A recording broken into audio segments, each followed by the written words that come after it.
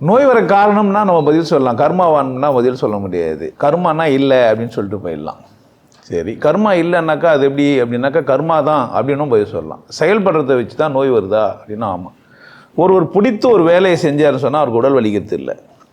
ரொம்ப நேரமாக செஞ்சுன்னுக்கிறாரு, அவருக்கு பிடிச்ச வேலை, அவருக்கு என்ன ஆகிறது இல்லை, வரதில்லை. அவருடைய வயலில் அவர் போகிறாரு, அறுவடை செய்கிறாரு, எவ்வளோ நேரம் ஆனாலும் அவருக்கு வலிக்கலை, கையும் வலிக்கலை, காலும் வலிக்கலை. ஏன்னா ஆர்வப்படுறாரு, அதனால் அவருக்கு என்ன ஆகலை, வலிக்கலை. கர்மம்னா செயல். ஸோ உடல் நோய்க்கு காரணம் கர்மாவான்னா இல்லை, ஆர்வக்கோளாறு, இல்லை ஆர்வமின்மை.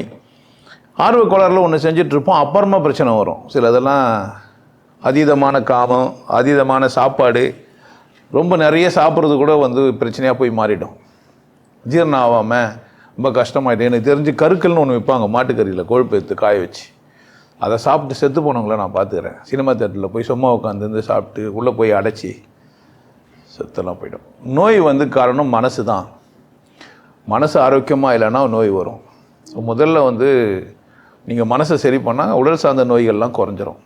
ஸோ செயல் ரெண்டாவது தான், கர்மம்னா செயல் அப்படி இல்லை. பட் மனசை நீங்கள் ஆரோக்கியமாக வச்சுன்னு செயல்பட்டீங்கன்னா நோய் இல்லாமல் இருக்கலாம். ஸோ உணவு உங்களுக்கு நோய் தருமா அப்படின்னா சில உணவுகள் நோய் தரும்.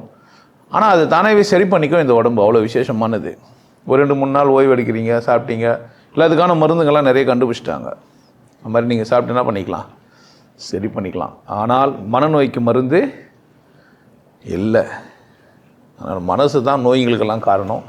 மனசை ஆரோக்கியமாக்குங்க, நோய் இல்லாமல் வாழலாம்.